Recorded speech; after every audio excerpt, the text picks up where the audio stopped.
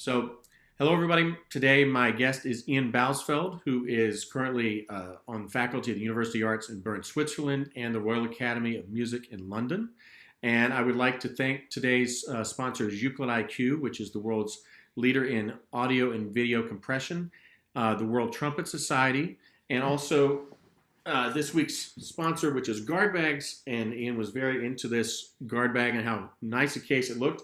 And if you look inside, it has a lot of things. This is my new book, which is now available through Hal Leonard, the Vincent Chikowitz Studies, Fundamental Studies for the Developing Trumpet Player. And we'll talk more about that soon. Also, since Ian's on, I can also fit a... Oh, no. Oh, no. No, put that away. Take it away. And, and also from Studio 259 Productions for the more advanced students, the Flow Studies Volume 1, another Chikowitz publication. But so enough of that. But Ian, so happy to have you on, and I've always been such a fan of your playing and teaching. The first time I heard you was a master class when I was a student at Indiana. Oh, wow. Ah, you never told me that before. Okay, 97. Yes. 1997. Yeah, great to be here. Looking forward to this. Thank you so much. Like we were talking about a minute ago, this is a wide audience of different brass players. I wanted to kind of go through a few things in your background and talk about, and for anybody who doesn't know, Ian has a wonderful podcast that he does, which is, I love it. It's sort of stream of consciousness that's kind of well planned out. I was going to say, no, that's a very polite way of saying it's totally spontaneous and not planned. I do occasionally think, no, that didn't come across right, and I stop, but usually I do it all in one take. Yeah. Yeah, and they're really terrific. And if you haven't heard these, I really suggest you check it out. And I was going back and listening to some of the ones I haven't heard in a while, and I wanted to talk about your beginnings because I think the thing that I was so intrigued by was you studied with your father to begin with, right, when you were very young, Mm-hmm. and how absolutely positive he seemed for you as a young player. Could you talk about that a bit? Yeah, I guess actually we can dash straight to today in the teaching room when as you will know as a teacher, you're faced with this thing called self-esteem. You know, how a student or how a person really views themselves deep inside, that confidence, that extra kick of confidence when you get on stage to do something difficult, that belief in yourself. And in my case, as much as I have insecurities like any other person does, you know, and we all struggle with our own demons, but when people talk about self-esteem relating to playing, it's like, I had to really work hard to think, well, why would you have doubts about your playing kind of thing? And I can only really trace it back to my dad when I was sort of like 7 years old. From the age of 7 to 18, my dad listened to every single minute's practice that I ever did. And he was always saying, that's great, you're doing a good job, you sound fantastic. Make it sound like this, make a wonderful sound. And he used to get a bit grumpy with me if I didn't want to do my practice. But if I was on it, if I wanted to do it, he used to say, you're the best, you're great, you know. And I guess when you're really young, that kind of really positive, you know, that positive sort of like influence on you carries you through life. I mean, I always say to students, you know, if I spoke to you the way you speak to yourself, I'd be fired on the spot, and rightly so. You know, but actually I don't have that in my head when I'm practicing, when I'm playing. Obviously, I'm not saying everything that I do is fantastic because it's not. But when I'm working on something, there's never a negative thought process of you can't do this, you're not very good, you're not working hard enough. It's always like, okay, let's try this again, let's do it this way, let's do it. And it's weird because I'm not like that in the rest of my life at all. Do you feel like that's sort of like a detached thing? Like when you have to view, like if you would go to a doctor, you wouldn't be upset at your spleen or something. You would just deal with it, right? Is Yes. that kind Yeah. of idea? Yeah, that's it. I mean, I think I've always been blessed in so much as I have my technical demons in my playing, as we all do. And there are things I say to my students, I've been fighting with things for 45 years in some cases. And every day is a new chance and a new start. And I always just think, maybe today, I'm gonna get it today. And all of the best players, all of the best players in the world have selected repertoire that you won't hear them play. And that's the kind of thing I'm talking about. It's we all have our strong and less strong things, and yeah, you can't always play well. And over my career, I've had the odd concert that I haven't really been proud of. But you know what? I've always got up the next morning saying, great, I'm going to play the trombone. And I think it's all kind of really traced back to that positive attitude that I got from my dad in the practice room from the age of 7.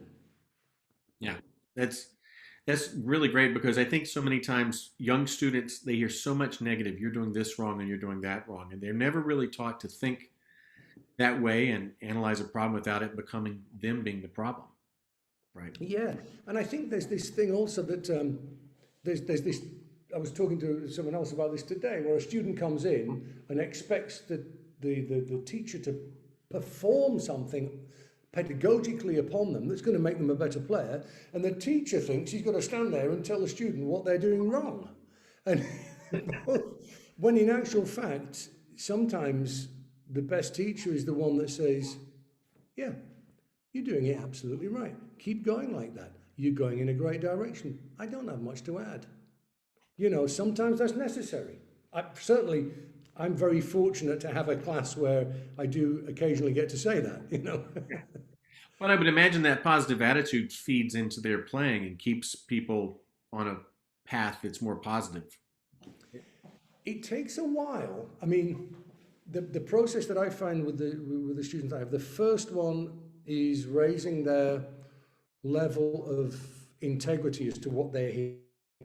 I always have this big crisis talk with a student after 2 or 3 months where they say, it's just all fallen to pieces on me. I can't do this, and I just, it's not going very well. What should I do? And I said, well, actually, you actually sound better than you did last week, but you've just noticed these things. You're just starting to hear them for the first time. And that's a glorious day, because you know that once a student hears these things, they're just going to meet their own expectations then, which is great. But also I find it difficult. Students look at me like a bit suspicious when I keep saying, yeah, that's great. Now let's work, let's do this, they're thinking, why you keep saying nice things to me? Yeah. It all relates to the self-image, which is just the strongest thing. What about so when your father heard you practicing all this time, can you talk about the way he started you? Maybe what were some of the exercises? What was that like? What were those things that you did? Playing hymn tunes. Mm-hmm. My father basically taught me the way he had been taught. He was taught to play the cornet in the north of England in the 1940s, and we were taught to sing a hymn. We would have to sing a hymn with the words, and then we'd have to express the meaning of the words when we played the hymn tune. And so, in case you were wondering, guys, the wheel was not invented in Chicago. That method of teaching has been going on for centuries, I think. So that was how my dad taught me. It's about the emotion and creating the atmosphere and the meaning in a hymn. Looking at the words, so that was really a big part of it. And then opera arias, same thing. And then that was probably the first 3 or 4 years, and then on to the standard repertoire. Yeah. What kind of things were you listening to when you were a kid? What were the musical influences then?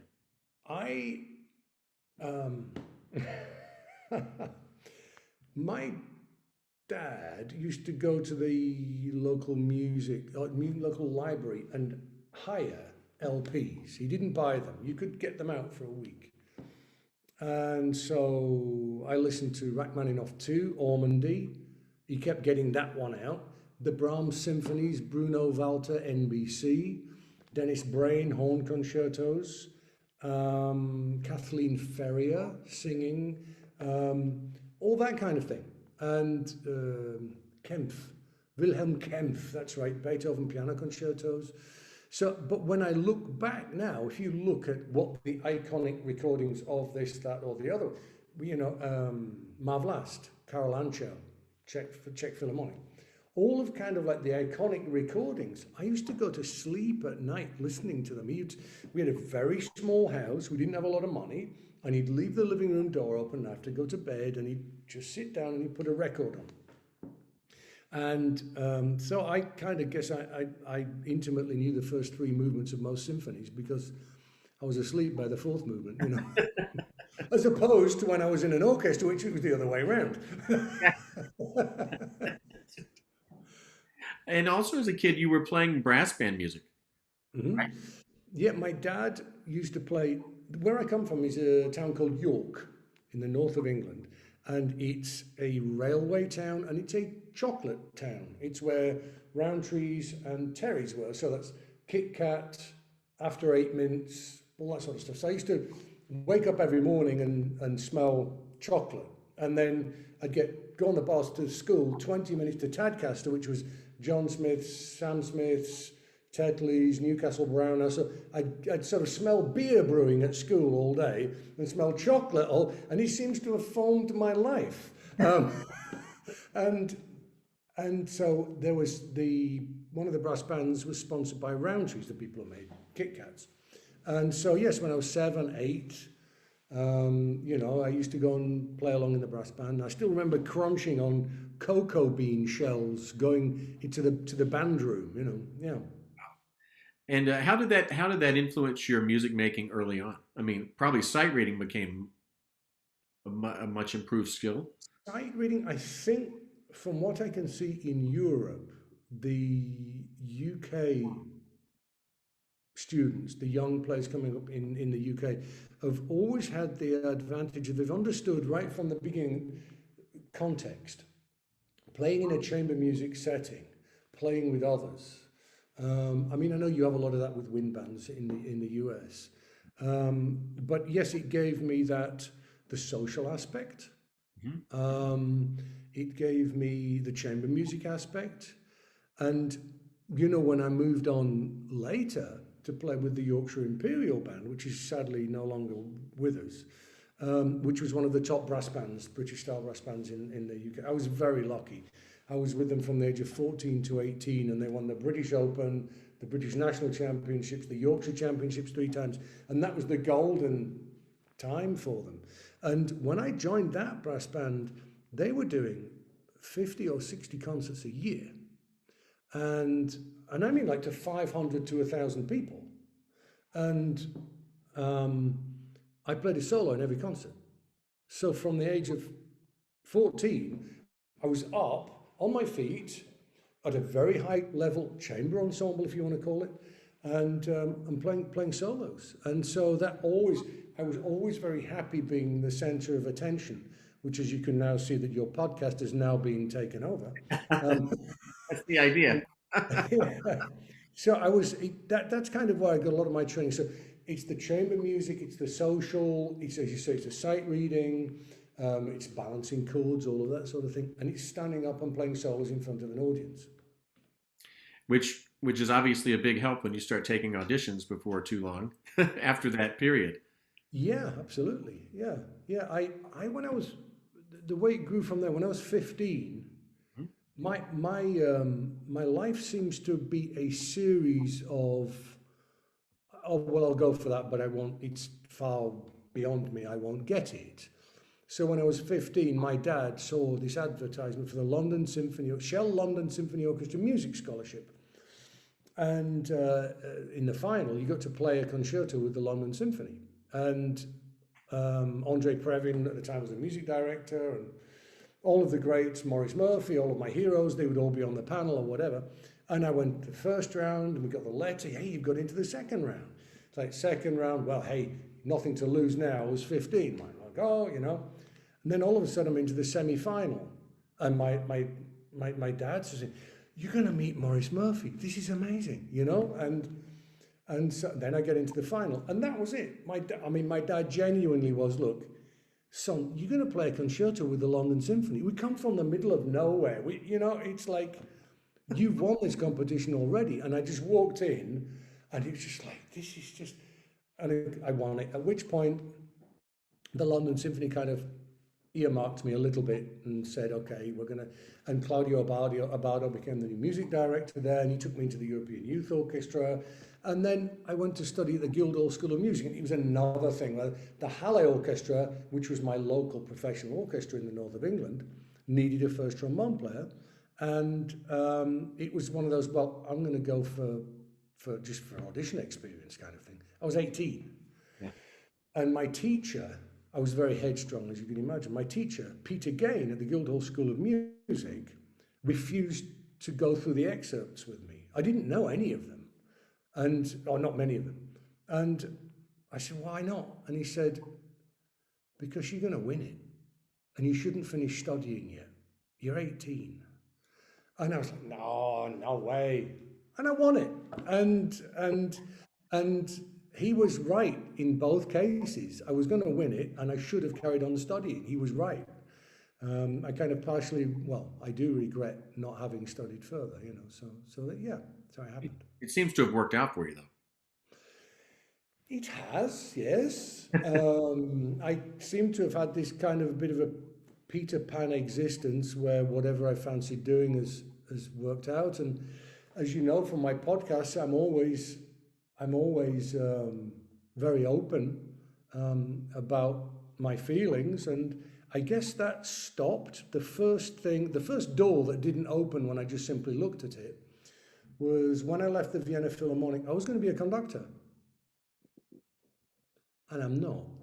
And there's probably a good reason for that. No, actually, that's not true. I do conduct a lot of professional brass sections, the orchestras, but I saw myself, the career would go. So I did well. I made it to 50 years old before I had to lean on the door a bit, That's pretty good. Just open. Yeah. Talk about that experience in the European Youth Orchestra with the Bardo. What was that like, and what did you learn from just working in that orchestra and also under a Bardo? Claudio Bardo was one of the most special human beings that I ever worked for. And he had a magic aura in concerts. And I first played for him when I was 16, Bruckner 7, and in Palermo, and in Sicily. And although I'd sort of played to a reasonably high level and listened to recordings, those first few moments just still live with me, of hearing him start Mahler 1. It's just amazing, just really, really utterly amazing, absolutely. On Mahler, special.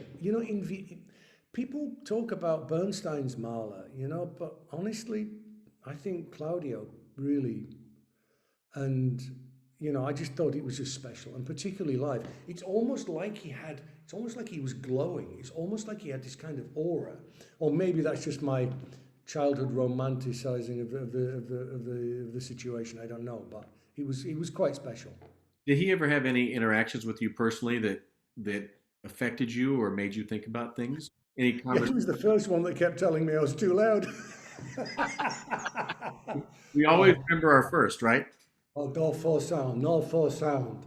Don't force the sound. You could say that in every language in the world.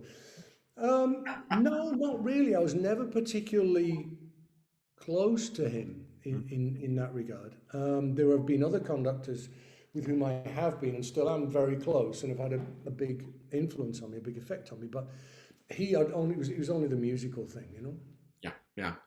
And then not long after that, you won the job in the Halle Orchestra, which you were talking about just a minute Yeah. ago, and you were there for a few years, uh, 5 years. Yeah. So, can you talk about learning the repertoire and also the skills you needed to learn interpersonally to sit in an orchestra section? And I didn't learn any personal skills in Manchester. I apologise to anyone who was there with me. I was crude, rude, and socially unacceptable, and I apologise. If any of my students ever behave like that, I just don't know what I'd do. I was a bit of a wild boy, I suppose. Yeah, when I first started at the Halle Orchestra, the conductor, a guy called James Loughran looked at me and said, "First trombone, what note have you got?" third quarter of the letter E, and I looked at my part and I froze. And he said, "What note do you have?" And uh, uh, and the second trombone player said, "It's a D. I've got a D." And he says, "Because when I was a kid, we grew up reading B flat treble clef. And when I went to the Halle Orchestra, I couldn't read bass. I could manage tenor clef, but bass clef was not my strong point, and alto clef was just out of town, you know. So, so talk about a steep learning curve. Wow. And it was. I was still having to sort of like try and work out what all the notes were, and so I went up there. I mean, it was a bit cruel, but Peter Gain did say, he said, just go up there and make your mistakes and wait till Dennis Wick retires from the London Symphony. And I did go up there and I did make my mistakes, but I think largely I was just played too loud, you know. I mean, Simon Rattle would probably say I still do, but I disagree with him. When you were in Manchester, were you a Man City person or Man United person? Leeds United, the great rivals from across the Pennines. No, I born and bred Leeds United supporter, and they're back in the Premier League, and they're about 10th. They're doing okay, but no, Manchester, no. The War of the Roses, the Yorkshire White Rose, the Lancashire Red Rose. Even though it's only 50 miles between them, you know, that's the War of the Roses. No, that still runs very deep. Okay. I had to ask that question since you were in Manchester. Yeah, But you were learning a lot of repertoire on that job for the first time, I'm sure. yeah. You know, Mhm. did you have were your colleagues supportive? Were there people that were encouraging, or did you kind of have to figure it out on your own and battle through it? No, I think there's always I think in British orchestras, there's always kind of a sense of camaraderie. No, the person next to you was always there for you. Um, Yeah. you know, and what I found the most difficult thing was in Manchester and then again in London was learning to cope with the effects of a schedule on your embouchure because you can't just, as you know, you can't just do your normal routine and, you know, if you're not having a good day, it doesn't matter so much, but it's like you've got to turn up and deliver and your embouchure is starting to get stiff. And that's why I say I wish I'd studied because, you know, 18, 19, 20 years old, they're critical years. And I did struggle quite badly with that, I must say. Yeah. I don't think to the point where anyone would have really noticed, but I suffered a lot inside. I Yeah. wish I had had me now as my teacher then, because I really feel that was a huge learning process to me that I've been able to pass on to young professionals. Yeah. Do you remember any of the first times you played certain pieces like Mahler symphonies or Bruckner symphonies that stand out in that period? Nielsen 4, I remember doing in Manchester. Amazing. That was wonderful.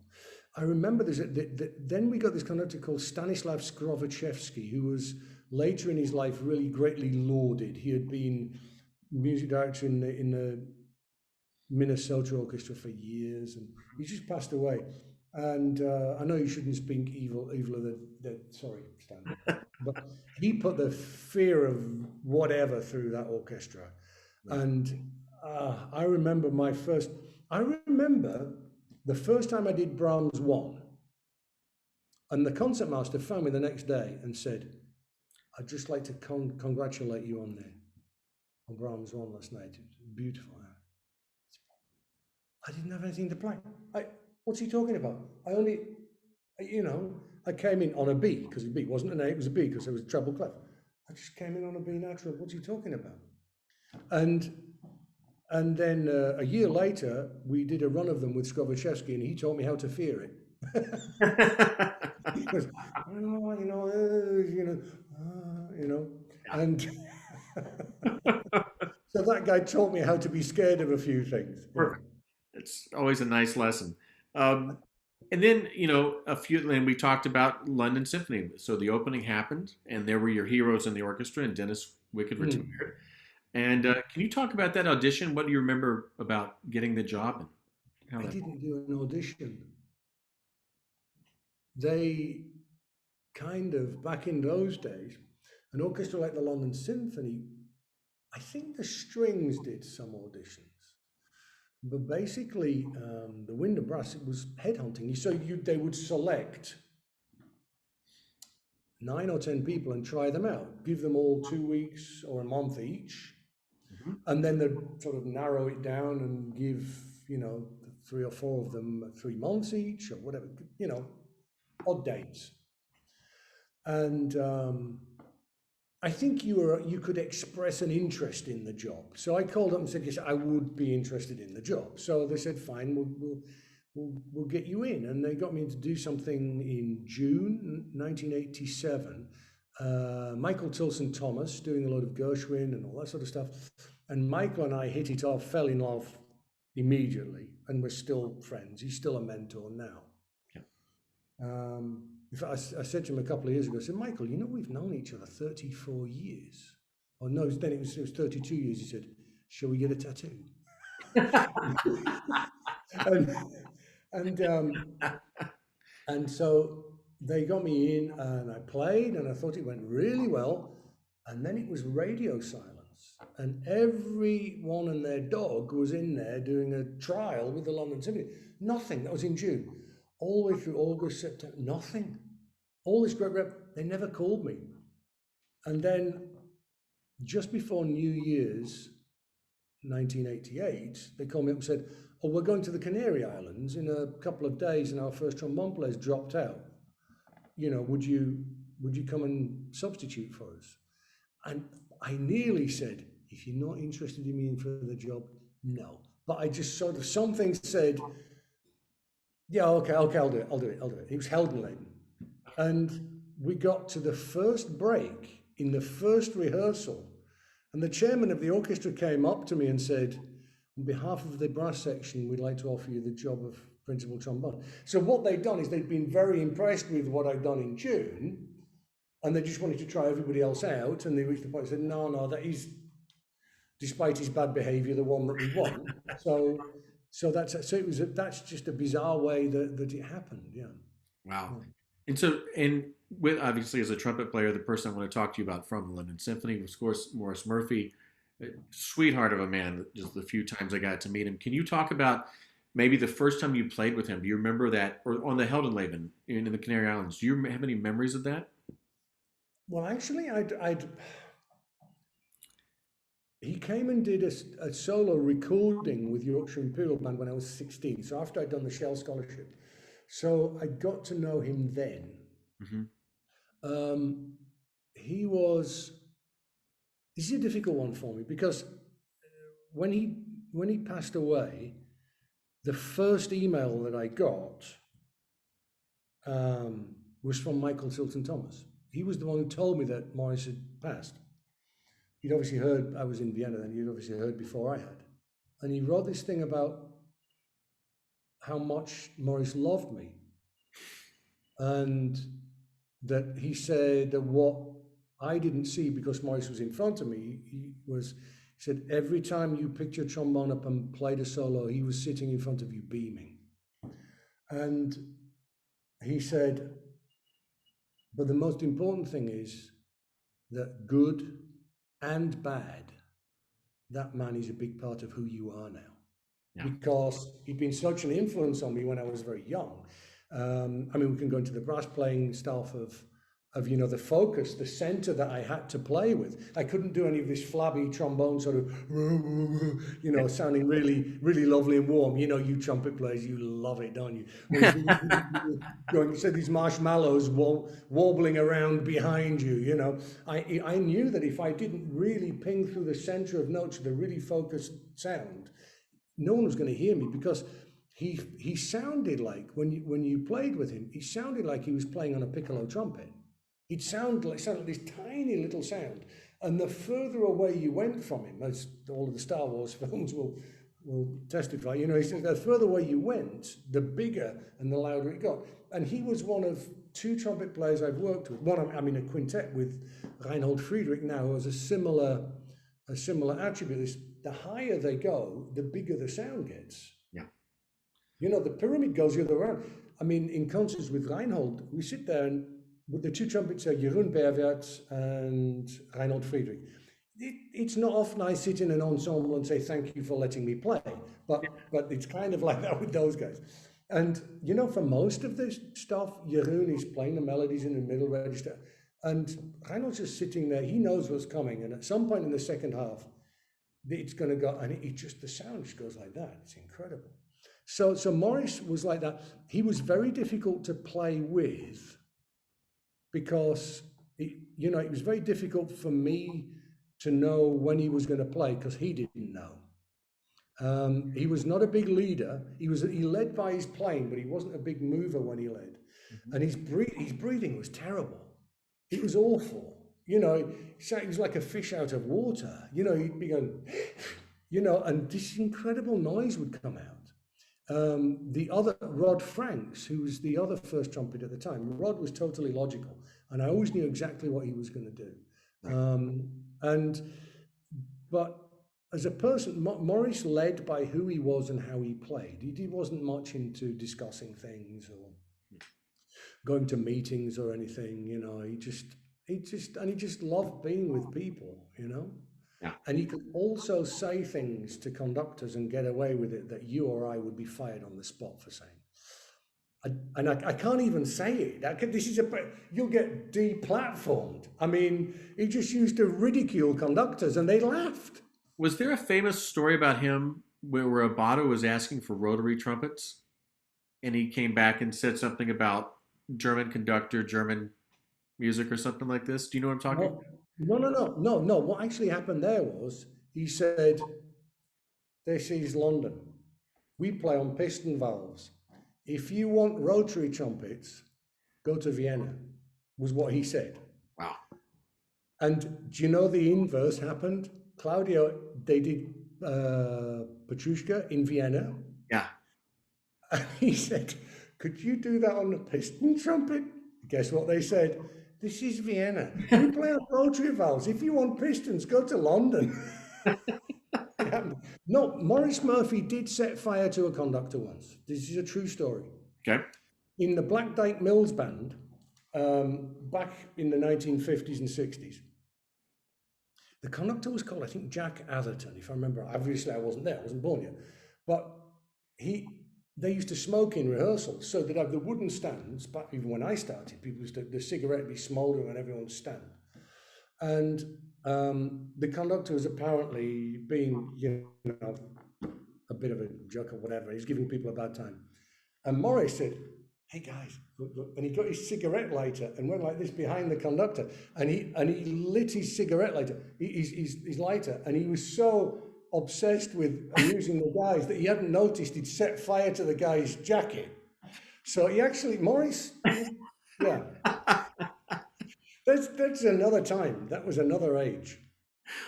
Wow. Well, That was Morris. Yeah. that's amazing.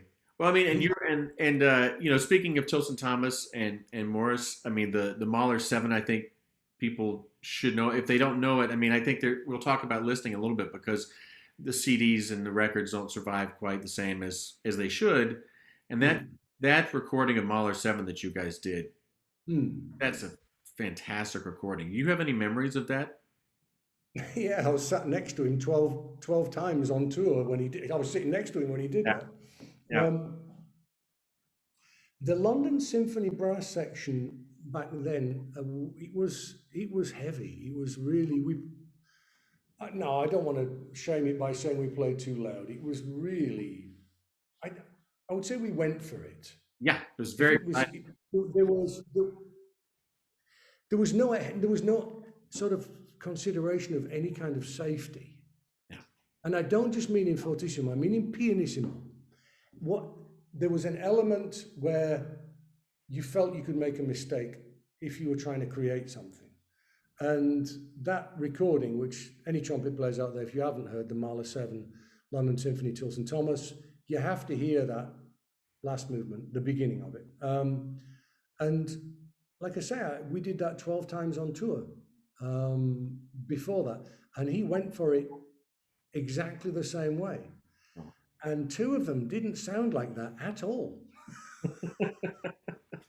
In fact, one of them, we used to have this thing. I said, Maurice, are you leaving the orchestra or something? Have you got something to tell us here? You know, and it was just, and he didn't seem to mind.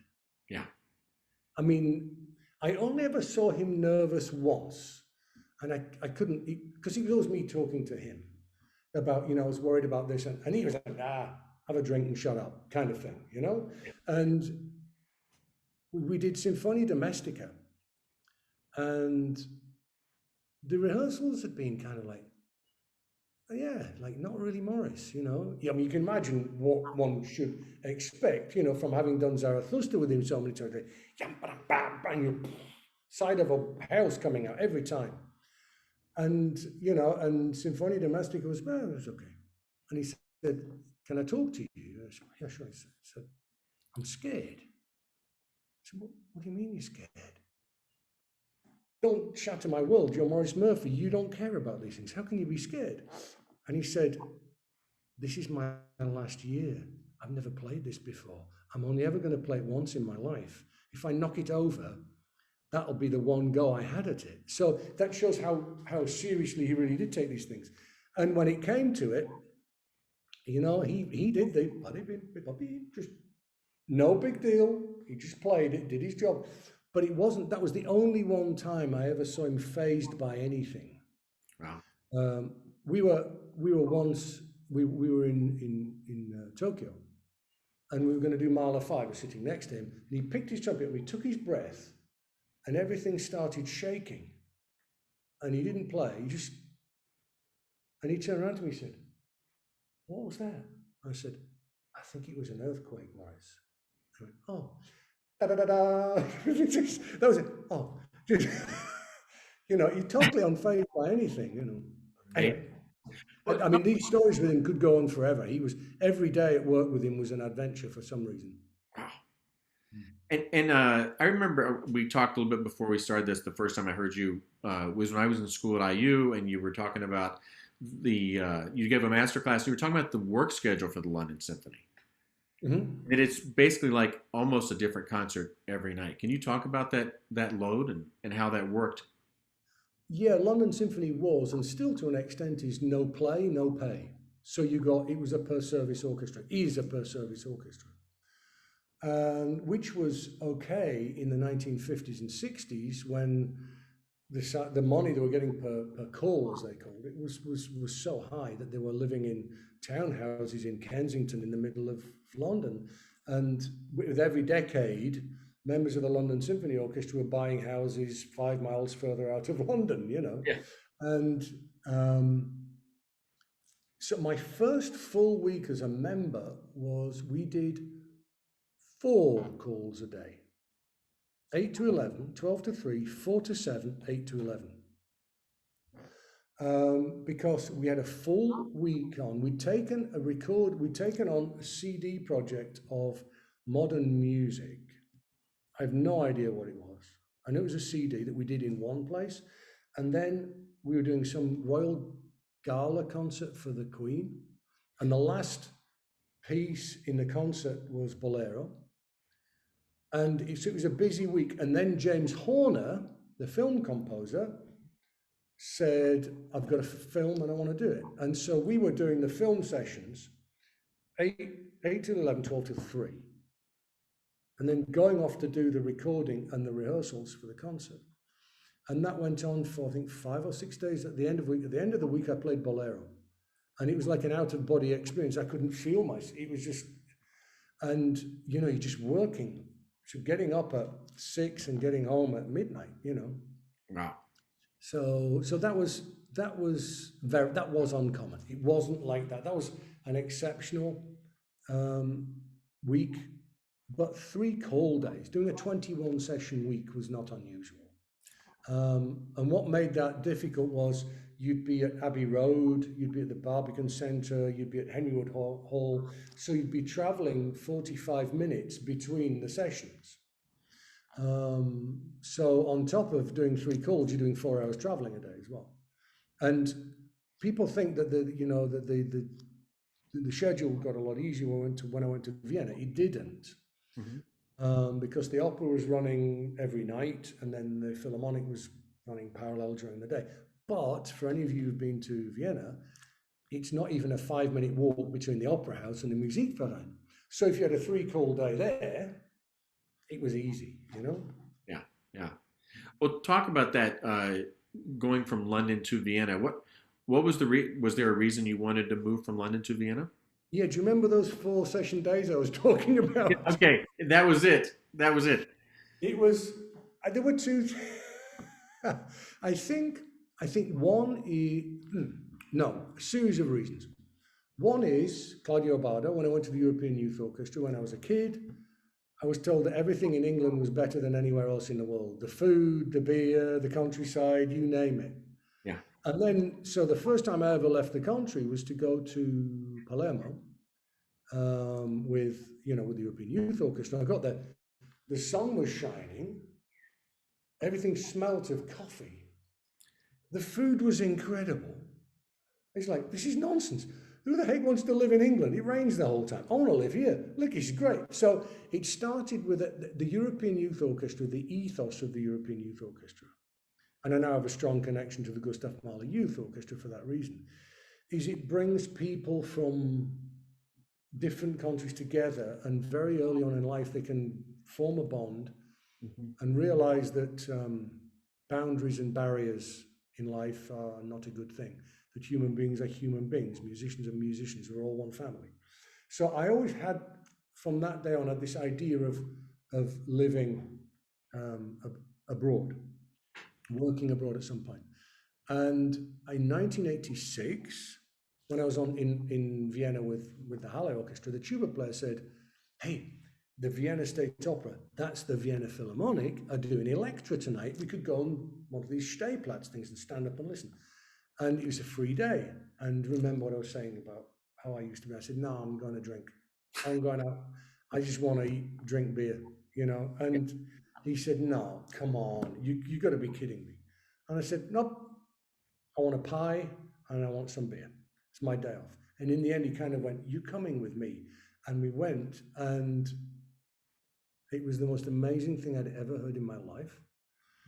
And I made my mind up there and then that if I was ever going to audition for an orchestra outside of the UK, it would be the Vienna Philharmonic. I fell in love. I started buying the recordings, just loved the concept of the sound and the performance. Like I say, the performance in the opera. And for them, it was just a series of just knocking them out night after night. But to me, it was the most amazing thing I'd ever heard. So there's that, and then there's working too hard in London, and you know, enjoying myself too much in London, and also the competitive streak of, like, I wanted to go and win an audition because, like I say, remember, I didn't do an audition for the London Symphony. I was young. I wanted to go and measure myself against the best, as it were. But again, I never considered winning the audition. Oh, I never considered getting the job. I just wanted to win the audition. Yeah. And when I won it, I genuinely went into shock because I just thought, what have you done? You fool. You're in the London Symphony Orchestra. What are you doing? And it's like, oh no. And so the first night you go home, you have a bottle of champagne, and then the next morning you wake up and you think, how do I tell the guys what I've just done? How do I go back to work and tell them what's just happened? And and so I called the bass trombone player, Hans Stroker. We talked on the phone, and he said, "Ian, are you going to turn us down?" And no, no. And I genuinely, like, I had not considered actually, and that's what I always say now to my students when they say, "Oh, there's this audition, but I don't know whether I want the job." I said, "Win the audition and then decide whether you want the job. Yeah. Don't talk to me about this now. If you've got a problem, call me when you want it, you know." So it was always like, well, it's a life adventure, and I'll see how it goes. And I'd intended staying only 3 years and then becoming a soloist and doing the conductor stuff, which for my career would have been better because I would have been in my 30s. Yeah. But I fell in love with the orchestra. totally and utterly fell in love with the orchestra. I still am in love with it, you Yeah. know. What were some of the differences you made in your playing between, like you said, playing with the pistons in London, playing with the rotary trumpets? Did that affect your sound concept? Yeah, great question. It affected my sound concept, but interestingly enough, not my articulation, because the Viennese still are obsessed with clarity. Hmm. You know, it's that bing, bing, bing, bing, which I'm sitting next to Maurice Merck playing in London. We were used to that. So that was not a problem, but it was you know, in Vienna, they bite. They're happy to bite. They'll snap, and then they'll be very round, and then the character will change. You know, there's none of this. We like to make the same sound from pianissimo to fortissimo, from the bottom of the register to the top. It's inverse. You know, it's like when it's loud, we want the emotion of fortissimo. We want the expression of that. We don't just want to turn the volume up on the hi-fi and it sounds the same as mezzo forte kind of thing. Right. So that different sound concept, but it's more of I think, an ethos of music making that is different. The way it's as an orchestra, they are very, very communicative with the audience. You know, I think there's still this kind of reaching out, trying to build a bridge to the audience the whole Yeah. time. And you can make mistakes there as well, as anyone who's been to one of their concerts will know. You know, you can make mistakes there as long as you're trying to, you know, I guess if people say, well, look, they were trying to do something special, that's okay. That's really okay, you know? Yeah. So yeah, I still miss it now. One of my students is in the section there, and you know, my best friend is still in the orchestra. So I'm on the phone to someone from the orchestra every day, Yeah. usually. Yeah. How would you compare European orchestras and American orchestras as far as issues like intonation, articulation, breadth of sound? Are those things you've thought about or noticed?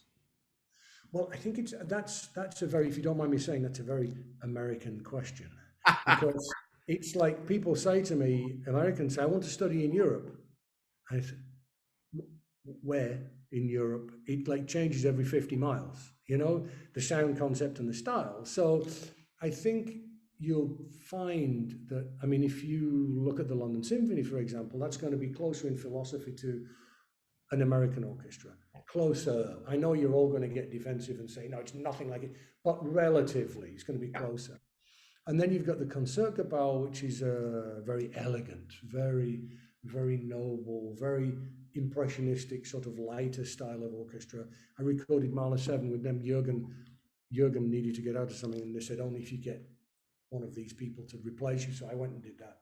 And I was sitting there thinking, is someone going to start buying? So you're going to come on, you know. But it was very, very elegant, and then you go to Eastern Germany, you go to Dresden, the Staatskapelle there, and you've got the sort of remaining bastions of the old German style. Um, I think, and then of course the French orchestras, Totally different. they're a law unto themselves, you know. So basically, you'll find everything in Europe. Um, I think I think if I can speak for Vienna, a young American brass player once said to me, I got rid of all of my Vienna Philharmonic recordings because I couldn't take the intonation anymore. And I guess, you know, I can see that, you know, I can see from that point of view.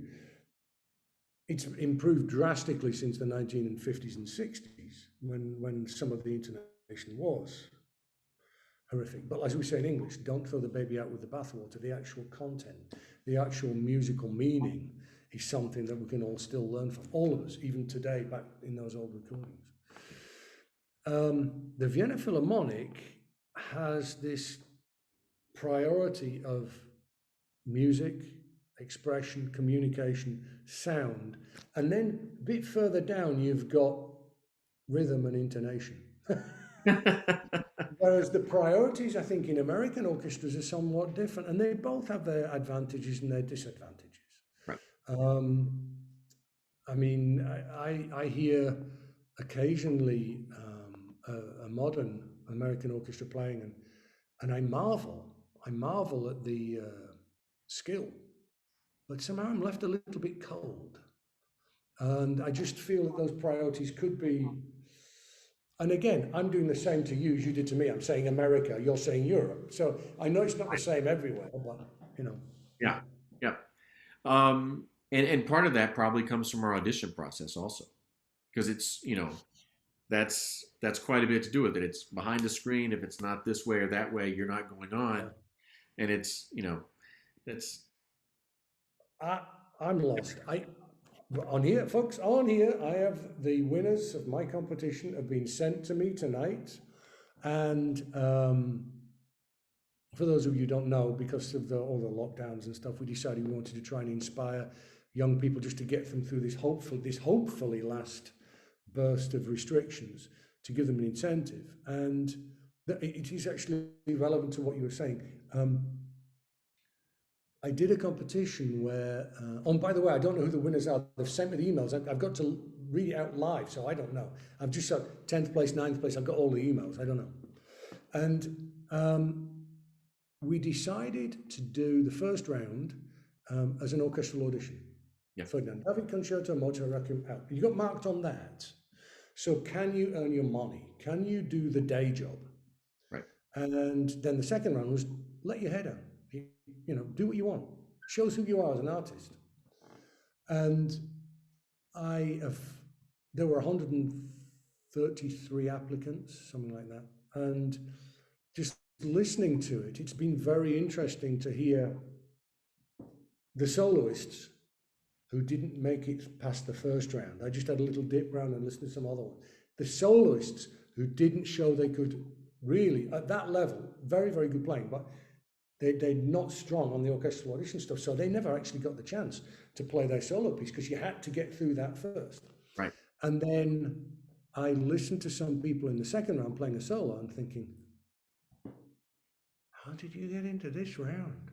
So I go back and have a little listen to the first one. It's like, I see, yeah, yep, you can do the dressage. You can go da, da, da, da. You can, you've got all of the etiquette, the sounds there, it's in tune, the articulation, everything, the phrasing's there. But when it comes to having something really to say, it's something that needs to be developed.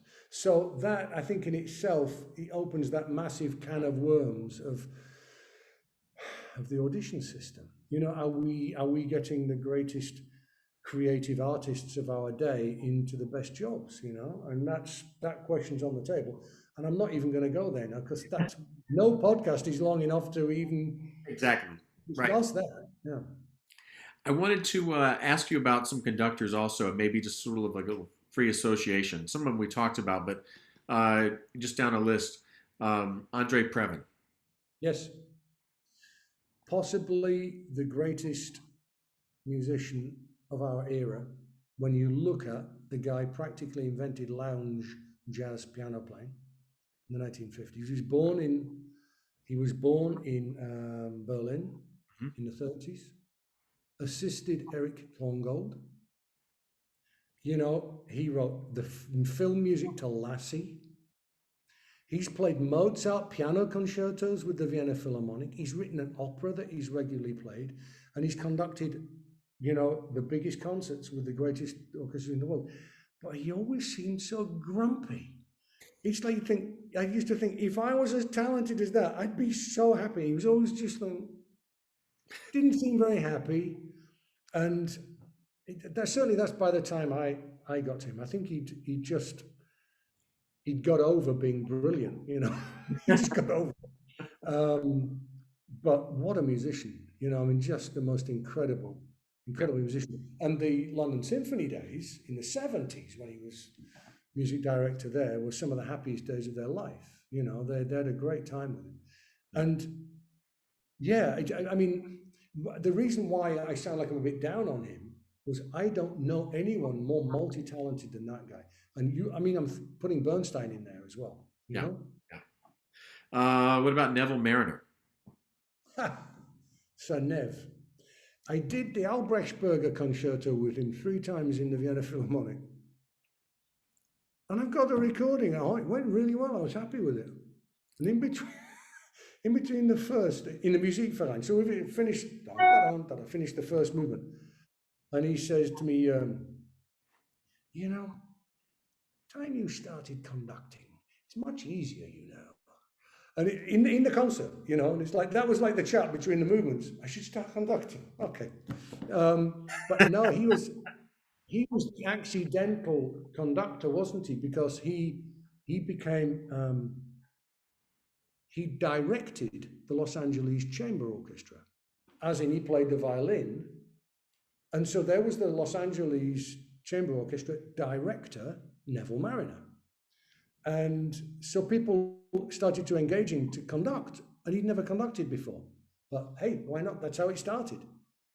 You know, and he was, you know, he always seemed like he wasn't a very good conductor. But what he did always sounded really good. Yeah. So, you know, I guess that's the important thing, isn't it? Right. Yeah. Exactly. Colin Davis. Oh, Okay. no, for the opposite reason. I wish you hadn't said that, because I still get tearful when I hear his name. He was just such a wonderful man. Yeah. He was, you know, and he's one, I never got to say goodbye to him. And I guess that's about the nicest thing you can ever say about a conductor. There are not many orchestral musicians would say that about a conductor, but he was just the most wonderful man, the most incredible musician, understated in everything that he did. And he understood some repertoire like Sibelius, Berlioz, Stravinsky, you know, better than anybody. You know, he was, I once watched him try to do Mahler 1. That was amusing. But, and Brahms, Bruckner, you know, just, no, he was wonderful. He was a great steward, you know, of an orchestra. He was really wonderful, yeah. Ricardo Moody. A real leader of the house. It's his house. It's on his terms. Yeah. He's a benevolent leader. He's the leader. If you accept him as your boss, you're golden. You can do anything you like. Well, you know what I mean. But no, I did the Rota Concerto with him 6 times. I'm still a little bit in contact with him. I found him to be a man of a great leader, of integrity. And in these difficult times that we've had in the last 14 months, one of the very few who stood up and made a protest on the behalf of musicians. Very vocal with his own government in Italy. And I think, you know, the Vienna Philharmonic, as I speak now, are playing a concert to a live audience in Florence. And I think that's with him. You know, he's really fought to keep the arts open in Italy. So a great man. And on his repertoire, doing Otello and things like that, extraordinary. Just extraordinary, yeah. Simon Rattle. Do I wish to have a future in music? Not many people will see, not that many people will see this. No, I can be quite honest with Simon. Simon was all of the ones you're gonna talk to me about. They were all fantastic, great conductors at certain repertoire, and if they moved away from it, they'd do a decent job. Right. Simon did the single best rehearsal that I ever sat through. He did Nielsen 4 with the Vienna Philharmonic, which was a first performance. They didn't even know who Nielsen was. So, and I mean, just to fill that in a bit, I remember Esa-Pekka Salonen. I remember the look on his face when Sibelius 2 broke down after 4 measures because they didn't know it. Yeah, I mean, they just know their repertoire. So we did Nielsen 4, and I watched Simon take that apart and lay it structurally in pieces in front of the whole orchestra of very intelligent musicians. So this is this goes here, this goes here, this is this thing, this is how this works, this is difficult, these people have to watch this point at this point. And it was just a master. It was in all my career, it was the single greatest rehearsal I ever saw. It was incredible. I've also seen him make the Vienna Philharmonic sound English, playing Elgar, which is not easy. One of my last set of concerts with him was Webern 6 pieces, Brahms 3, and Schumann 3. And the Webern, you know, it was, forgive me, it was like the token modern piece.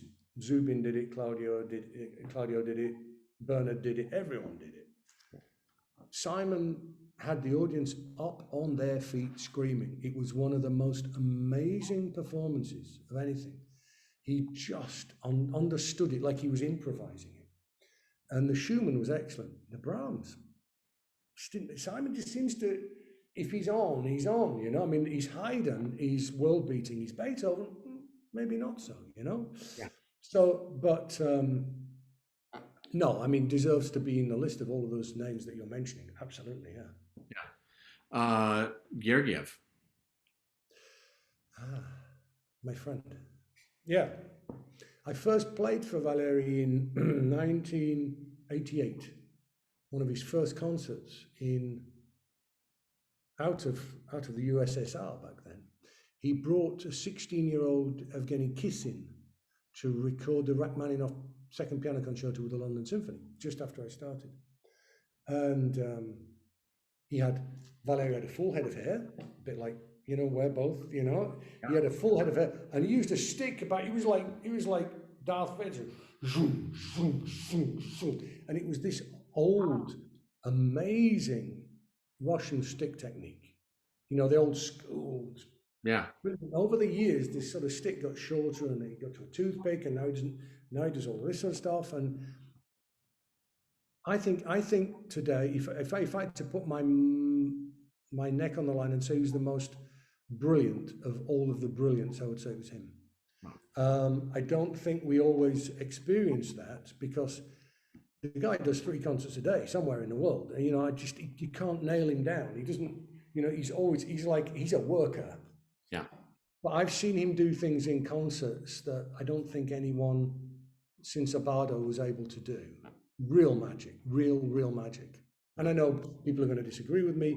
I see these Facebook groups the whole time, and everyone's got an opinion on Valery, but that's mine. What about Pierre Boulez? Are you deliberately doing this to me? You're trying to get me crying. No. Well, I did about 200 concerts with Pierre, and you mean the man who taught the world to subdivide. You know, before Pierre, almost nobody subdivided. You know, 16th was a matter of negotiation. And yeah, I recorded Mahler 3 with him in Vienna, right, which was wonderful. Fantastic recording. Yeah, the concerts, I've got a recording of a live concert, and it just makes you cry, you know. Just at the last movement is just amazing. And I'll tell you an interesting story about that. In the rehearsal, he just spent the whole time, basically Michael Tilson Thomas taught me Mahler 3 when I was a kid. And Pierre just waited and, you know, just sort of, and let me play, very respectfully. And at the end of the 3rd solo, he goes,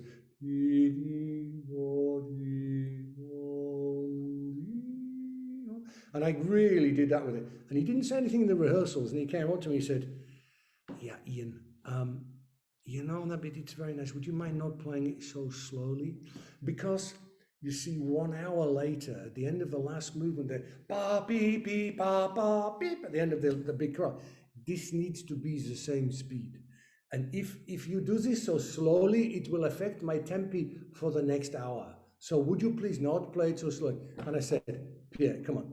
You're not seriously telling me the audience is going to notice that those 2 things are not the same tempo? And he said, consciously, no. The answer of a genius. Subconsciously, yes. Consciously, no.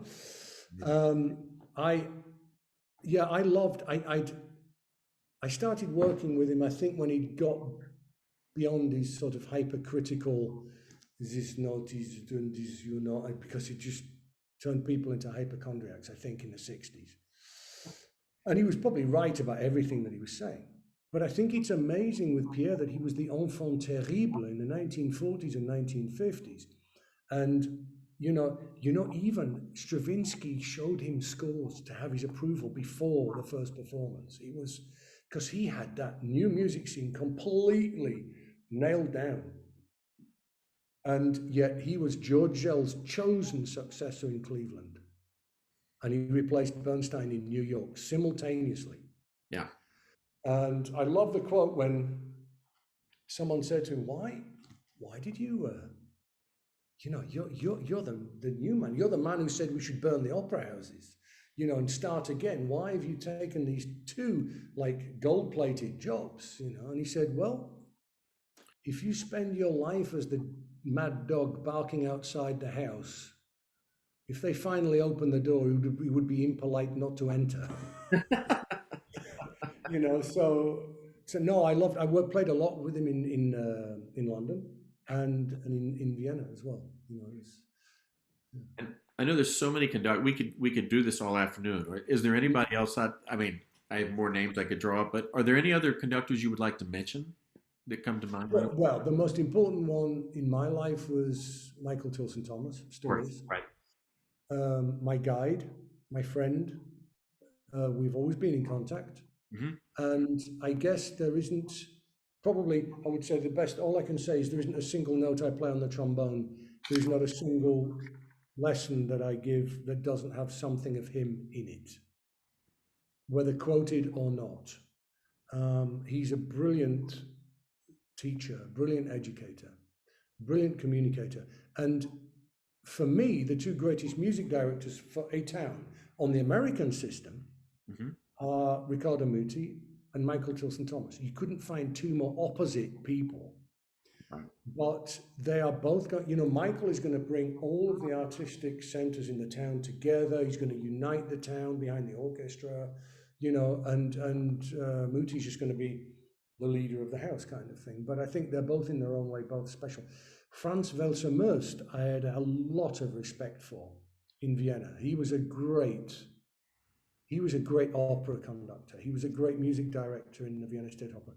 A gentleman, very respectful, and he knows his operas. Really, really does. Yeah. And I think I'm done with being nice about conductors. Is there anyone you want to have a go at? Yeah. Is there anybody you really can't stand? I'll tell you what, I'll be honest with the conductors who I never fought with, but I always had a great relationship with conductors, but there were two that everybody else loved and I had a problem with. Seiji Ozawa and Maris Janssens. Really? Both for the same reason. And I played for Maris's dad. I played for Arvid Janssen's final concert in Manchester before he died. For me, they were both too over-controlling and didn't trust the orchestra enough. And I guess I've always had this kind of individual streak. That doesn't mean to say I want to do my own thing and not what the conductor wants, but even sometimes you need the freedom to express what you're doing. And I felt they just both wanted to really over control, and I never relaxed playing for either of them, and I can accept the fact that they're great conductors, great conductors, both of them. Yeah. But I found it tough to play for them. I want to shift a little bit to your teaching. Yep. Yeah. And I love the video that you put up. It's been several years, but like the 10 things that you were talking about in this video, which was very popular. And one of the things you mentioned was have a routine. And I wondered if you could talk about your routine and how that developed and what you're focusing on as you go through that. Oh, wow. Okay. Wow. That's a bit of a cold bucket of cold water. Very, very different from the conductors. After Maris Janssens and Valery Gergiev. I think I saw you holding some books up. I'm not a big book person. I do use them. I do have them. But I believe very much in tailor-made. This is not a tailor-made shirt, but you know what I mean. It's like made to measure exercises and made to measure routines for what you're doing at any time. I think before we go into this, we have the student, the professional, as you know, has to have their own individual thought process running. Right. What they need, how it's feeling, gauging the whole time, what's working, what's not working, what do they need to spend time on. First of all, I think we all go through phases of wanting to work out what to do to make it sound good, what our system is, what our method is, because we want to be logical about things. And then, so there's this big, do we do the Chicago thing? You know, that sort of like misconception that in Chicago they just imagine it and it happens, which is not true, but that's a misconception of it, a very big misconception of it. And my colleague Rex Martin would speak for an hour on this, but you know, so there's that misconception that you just imagine it and it happens. And then there's the other, it's like you put your corners in, and you breathe like this and you're standing, you know, and so there's those two things. But actually there's, what I try to do is like build bridges. When I play well, what did that feel like? Not what did I do or what did I think? What was that feeling? What's that feeling when you play a note and it's really vibrating, when it's really resonating, when it's really buzzing, when it's really creating that emotion for you? What's the feeling of that emotion in your body, in the air, in the sound? And then you get up in the morning, you try to recreate that. So it's actually dealing with the physical from a different angle. So it is physical. So that's the first thing, is we have to be very interactive with, you know, what's the feeling I'm trying to get? How do I want this to be? The system, as to a system, I have this kind of, and I'm sorry, I'm going to really be boring here, but No. it's like a video game, like Tetris. You can't do level 2 till you've done level 1.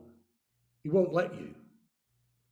And I don't know whether it's some learning difficulty thing that I have, but if I pick up the trombone and go,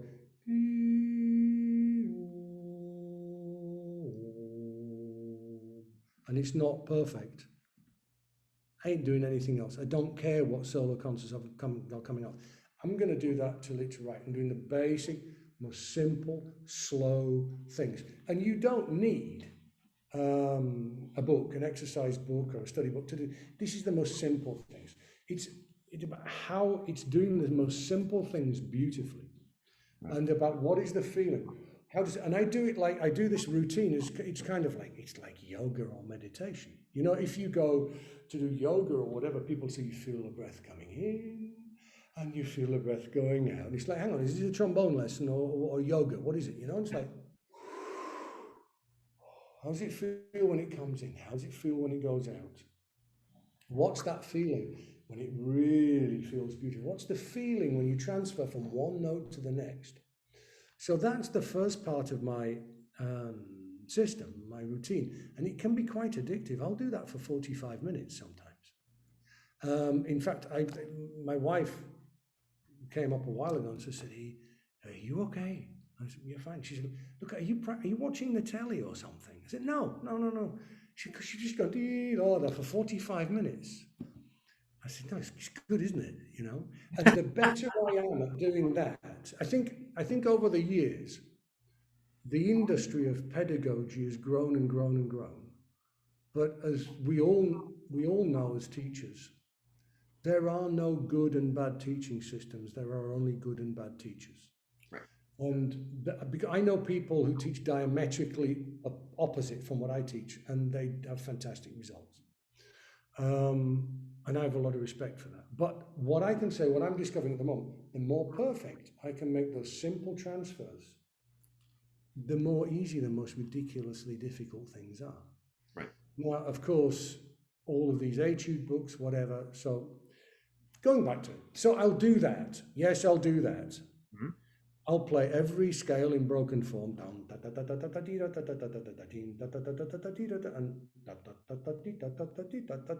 do that. And then I'll probably move on to play the prelude from the Bach cello, second Bach cello suite. I might, yeah, so this flexibility, so dee da da, dee da dee da da, dee da da da da da dee, dee da da da down to the pedal notes, and then getting increasingly bigger. You know, dee da dee da dee, but very slowly. Dee, oh, with a beautiful, stable, relaxed sound. And what we're working on in this is there aren't many variables. Mm-hmm. Again, looking at the two different schools of teaching. Are you going to are you going to relax the air out? Are you going to push it out? And I'm not going into that here now, but there aren't many. Basically, it's about the speed of the air, whether you're relaxing it, I relax it, and how much work you're going to do here to stabilize the embouchure, whether you're going to do a little bit or a lot. And it's finding that balance between the air and this, and just really focusing on making the most beautiful sound. And doing that, so that's quite an involved process. Those two things alone will take me an hour and a half because it's how you do it. And I kind of say, thank you very much to my basic technique that I have paid my dues for today. I'll now go and play anything that I want. So my system is very slow. It's very simple. Mm-hmm.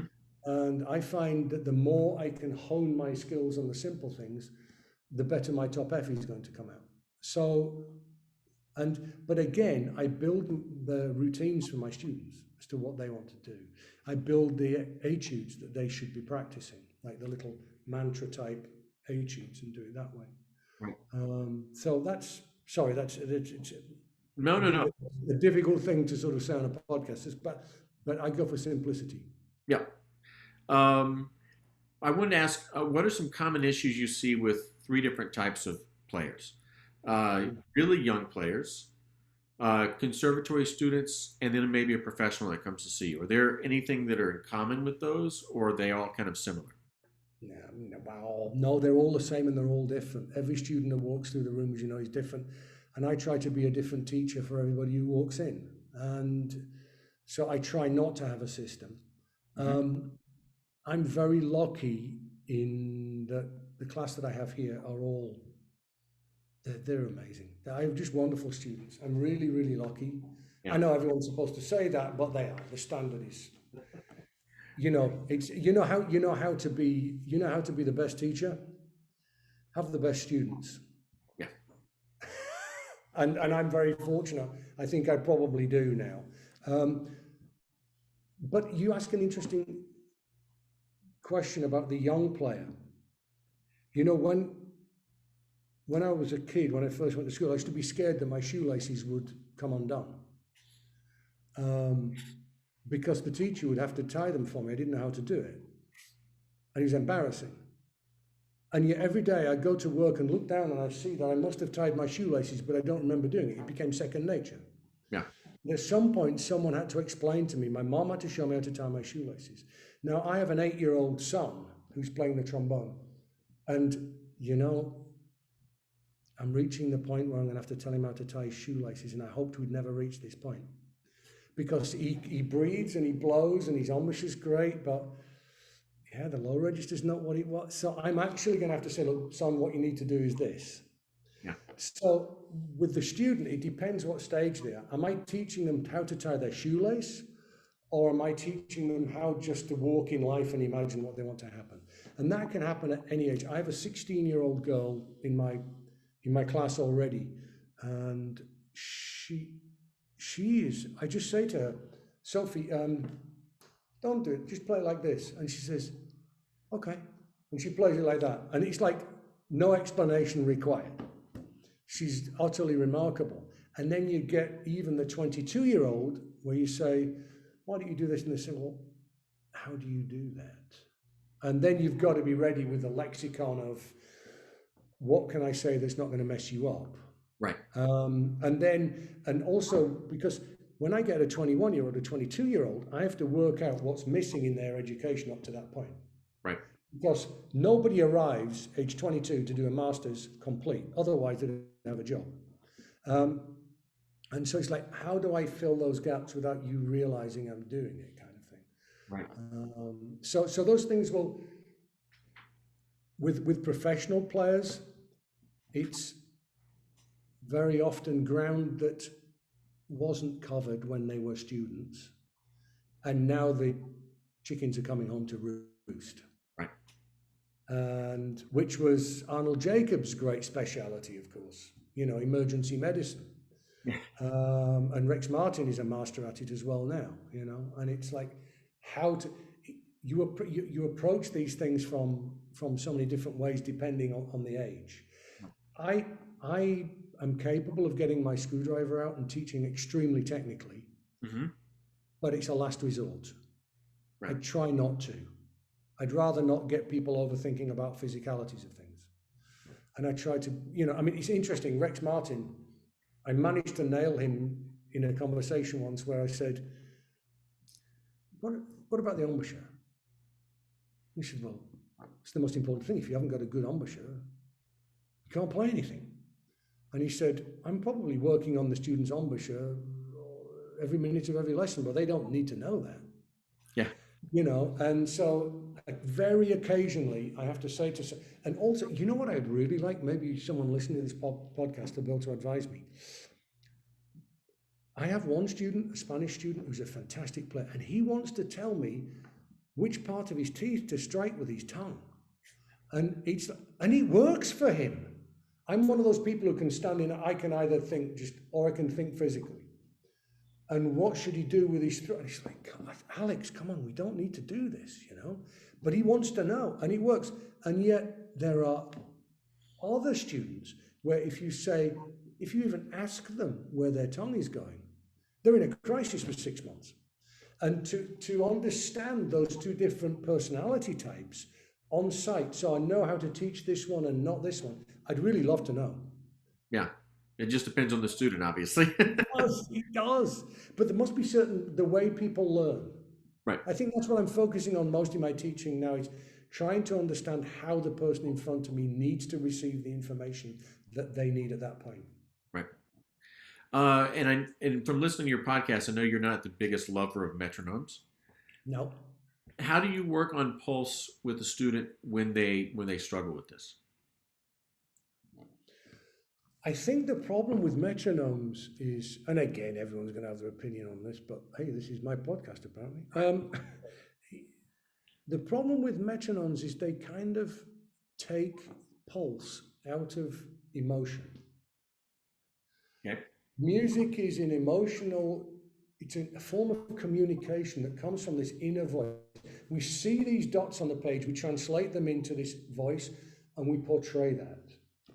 And so I try to focus as much as I can on the voice and on the line.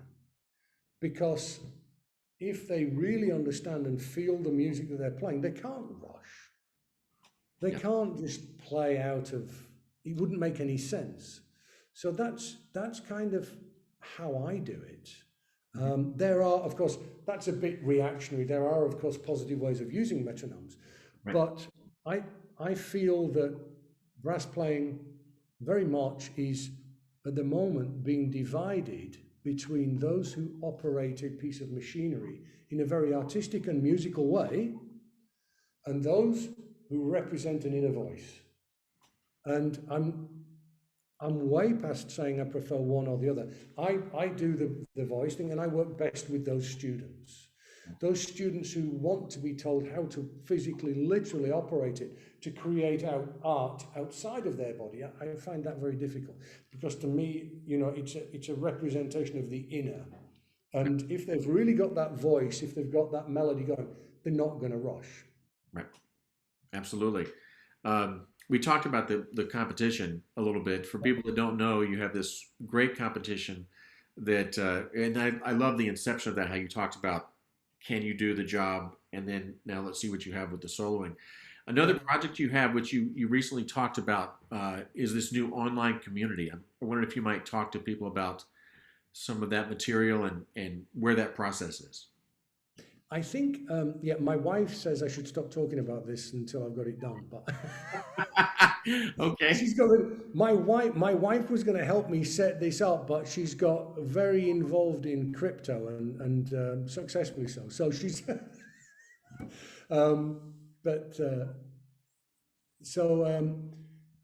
the idea is, I mean, in the last year, everybody has started going online, and it's partly to reach out and partly, let's face it, some people need to earn money, But I think what has happened in the last year is it's brought us to where we should already have been. This bloody technology was out there.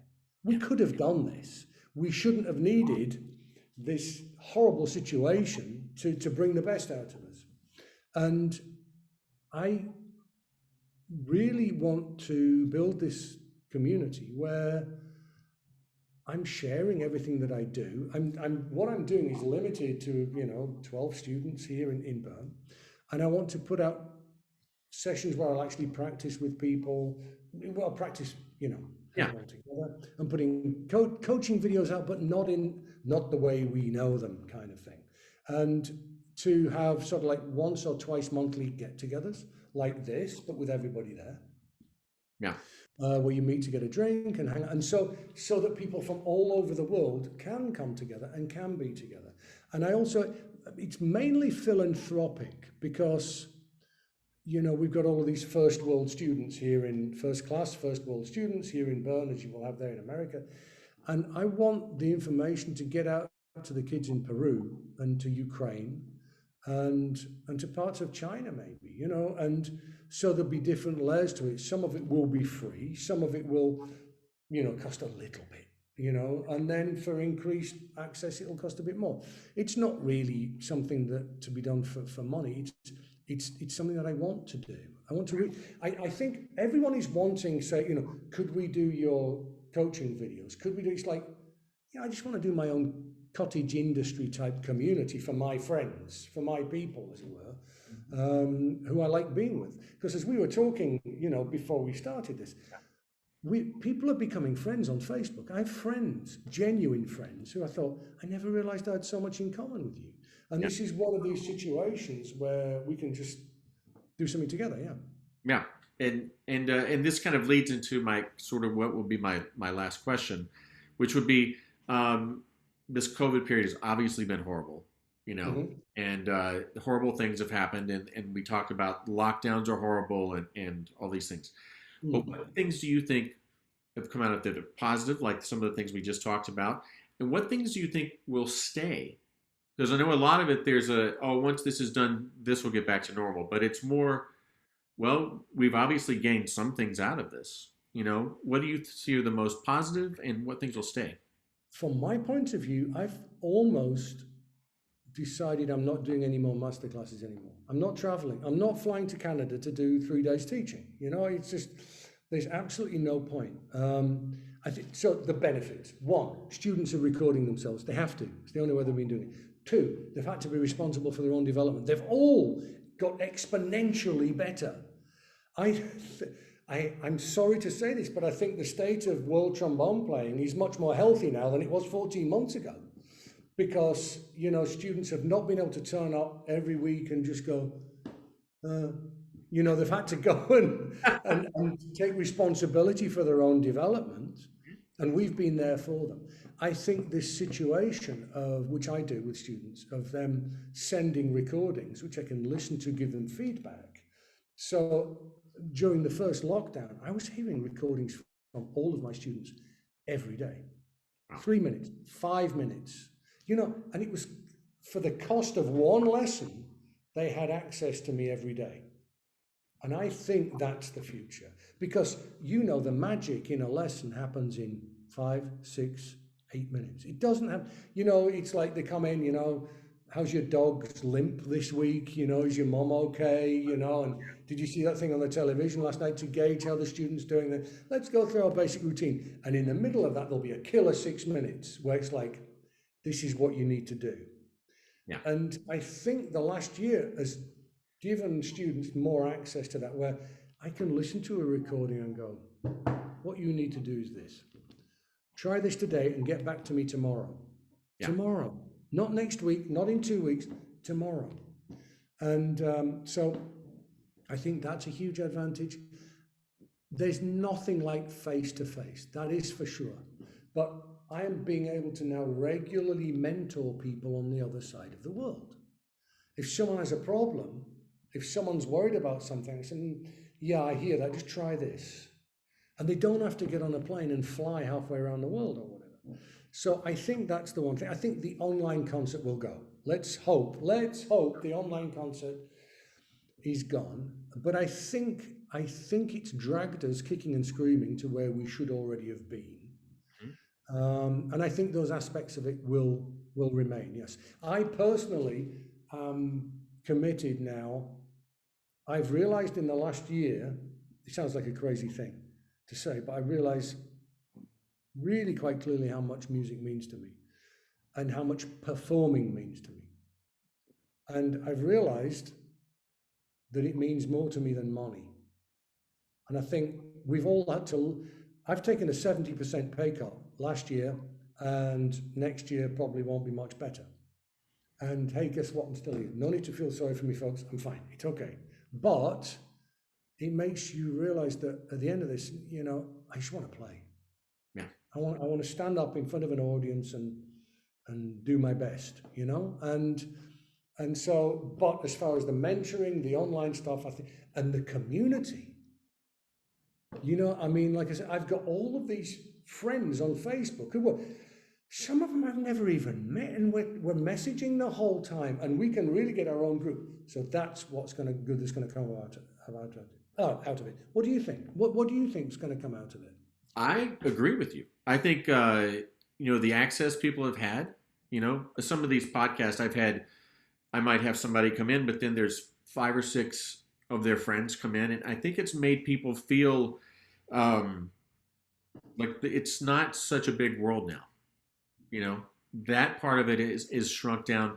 I also think that people who we see as icons, we also see now more as human beings. Right. You Yeah. know, and I Yeah. think that that's positive because that I think when you're a student or you're in different phases of your life, you find, oh, this person went through this struggle. It's not magic. They just figured a way to work through it. Right. And I think that by taking some of those walls down, I think it's quite positive.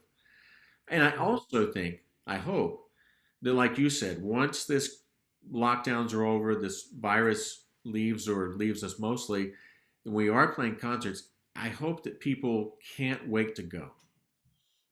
I hope. Yes. That's going to be fascinating, isn't it? I don't know. We don't know, do we? It could go one way or the other.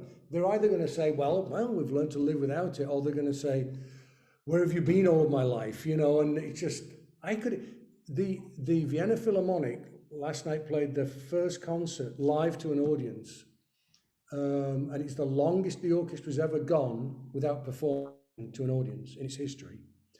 And they said it was just incredible. They said the audience were just going crazy.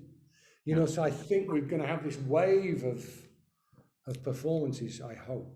Yeah. Yeah. And I think it'll also make us all play even more enthusiastically to keep those people engaged too. It takes away the phoning it in. That's okay. Yeah, I can't add to that. That's absolutely right. I mean, I've been listening to there's this group on Facebook called it Conductor's Debut Before 1980 or something. And there's all of these collectors put in archive recordings of radio broadcasts from 1951 with Furtwängler from Stockholm or whatever. And I've become quite addicted to it. And I'm clearly of the opinion that human beings were more expressive back then than they are now. Right. Do you think? And Oh, I was going to say, do you think that because I feel like our society has gotten so into being an individual, iPod, iPhone, very self-contained, and if anything, this lockdown has shown us how much we need to be the opposite of that. yeah, yeah, the reaching out, the community, the communication, the showing of the emotion through music as well. It's yeah. I mean, I think we are when we start up now, we have a chance to save the soul of music. Because I think over the years, prior to these lockdowns, I think, as you're saying, the dialing it in, the perfection in tune, lined up, no blemishes. And guess what? Our audiences were getting smaller by the year. I wonder why. Could it be that?